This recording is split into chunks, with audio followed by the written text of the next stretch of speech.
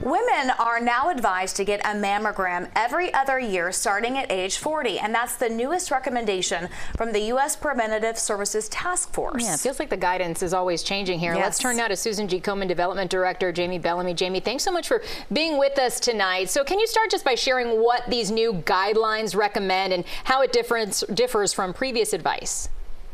Yes, so thank you so much for having me. The new guidelines are stating that women that are age 40 and up should be screened every other year. And that's a step in the right direction because previously they had recommended that women should be screened starting at age 50, but now they've bumped it back down to age 40. So that is a step in the right direction, but it's not a step in the right direction when it comes to every other year. Susan G. Komen has a stance where we believe that women of average risk should be screened every single year at an annual basis. So that is what our recommendation is. Starting at age 40, women of average risk should still be screened every year at an annual exam for their mammogram. An important reminder to know your risk rate. But also, Susan G. Komen, speaking to that, released a statement today and mentions that a one-size-fits-all mode is outdated. So can you elaborate on that a little bit?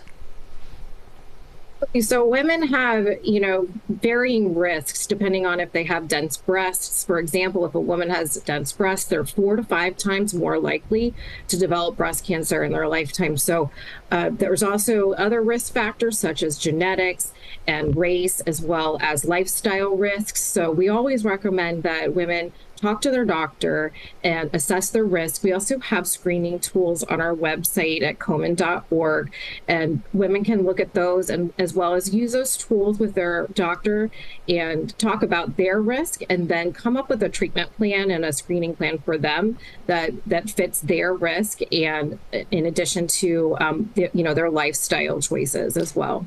And Susan G. Komen, such a well-known foundation all across the country and the globe. But for people who maybe aren't familiar, can you discuss what the foundation does to help women and educating them, especially with these new guidelines?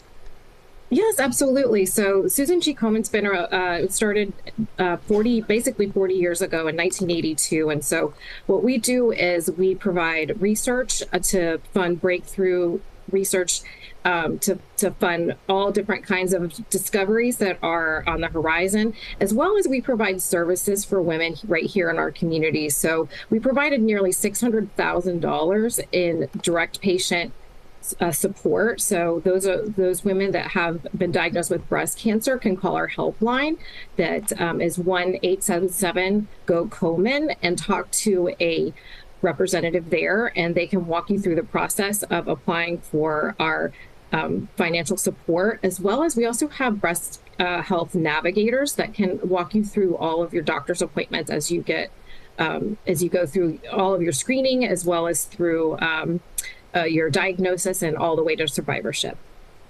Well, Jamie, thank you for the life-saving work of the Susan G. Komen Foundation and for being with us this evening and sharing your insight. We appreciate it very much. Thank you for having me.